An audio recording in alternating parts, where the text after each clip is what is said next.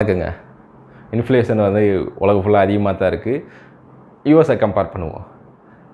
8% இருந்தது 2020 இந்த last year 2023 4% ஆச்சு. அவங்களோட எக்ஸ்பெக்டட் 3% தான். உலகம் ஃபுல்லாக ஒவ்வொரு கண்ட்ரியுமே அவங்களோட எக்ஸ்பெக்டட் வச்சுருப்பாங்க. அதோட அதிகமாகச்சுன்னா கொஞ்சம் இன்ஃப்ளேஷனில் இருக்குது அப்படி தான் டிக்ளேர் பண்ணுவாங்க. ஸோ இன்னும் இன்ஃப்ளேஷனில் தான் இருக்குது, விலைவாசி அதிகமாக தான் இருக்குது.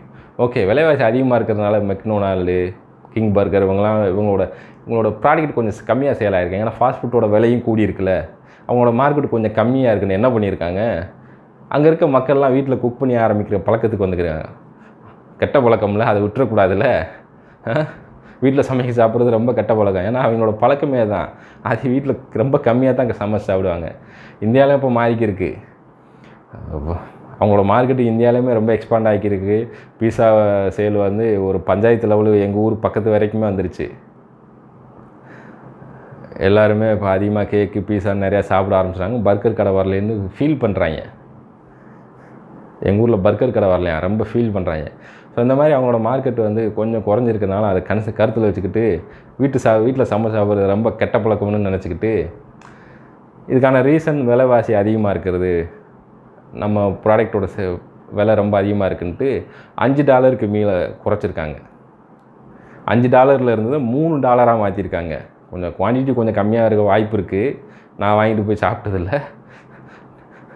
கொஞ்சம் சின்ன சின்ன பீசஸாக தான் இருக்குது. எல்லாருக்கும் இப்போ பெரிய ஆளுகளுக்கெலாம் பத்துறதுக்கு வாய்ப்பு இல்லை, ரொம்ப பெரிய ஆளுக்கு. ஸோ $5 விற்றுக்கிற இந்த மீலை $3 மாற்றிருக்காங்க. அதோட காம்படிஷனாக கிங் பர்கரை, மெக்டொனால்டோட காம்படிஷன் கிங் பர்கரை $3 மாற்றிருக்காங்க. அது மட்டும் இல்லைங்க, வால்மார்ட்டும் தன்னோட 70% ப்ராடக்டை விலையை குறைச்சிருக்காங்க.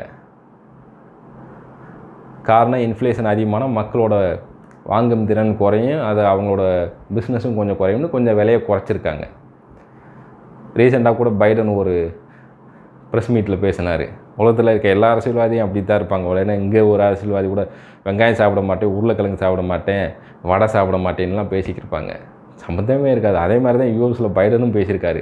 இன்ஃப்ளேஷனுக்கு நான் காரணம் இல்லைங்க, சூப்பர் மார்க்கெட்டில் விலையை கூட விற்கிறாங்க, அதனால தான் இன்ஃப்ளேஷன் விலைவாசி உயர்வு காரணம் குரோசரி மார்க்கெட் தான், மார்க்கெட் கார்பரேஷன் தான், அவங்க விலையை குறைச்சி வச்சா குறைஞ்சிட போகுது, என்ன எதுக்கு கேட்குறீங்க அப்படின்னு ப்ரெஸ் மீட்டில் பேசியிருக்காரு.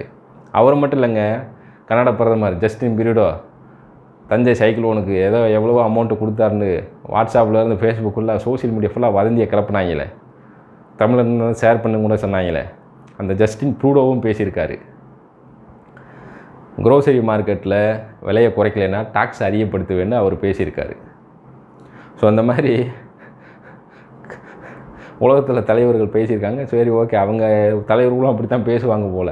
ஸோ விலையை குறைச்சி அவங்களோட மார்க்கெட்டை கொஞ்சம் காம்படிட் பண்ணுறாங்க. ஸோ இதனாலே கொஞ்சம் விலைவாசி குறையிறது நல்ல விஷயந்தான். பட் இந்தியாவில் அதோட தேவை கம்மி. ஏன்னா இந்தியாவில் மார்க்கெட் கண்ட்ரோலுக்கு குரோசரி கார்பரேஷன் கண்ட்ரோலில் கிடையாது. 75% லோக்கல் மார்க்கெட்டு தான். நம்ம பொருள் வாங்குறது விற்கிறது எல்லாமே சின்ன சின்ன பெட்டி கடைகள் தான். அதுக்கான முயற்சிகளும் கவர்மெண்ட் எடுத்துக்கிருக்கு. அதை மாற்றி உலகம் ஃபுல்லாக இருக்கிறது மாதிரி வால்மார்ட் மாதிரி பெரிய பெரிய கண்ட்ரோல் வர்றது மாதிரி மாற்றிக்கிருக்கு. அது வந்துச்சுன்னா நம்மளுக்கான பாதிப்புகள் ரொம்ப அதிகமாக இருக்குங்க. ஸோ லோக்கல் மார்க்கெட்டில் அதிகமாக வாங்குங்க. அது என்றைக்குமே நம்மளால ஏன்னா ப்ரைஸ் கண்ட்ரோல் இருக்காதுங்க.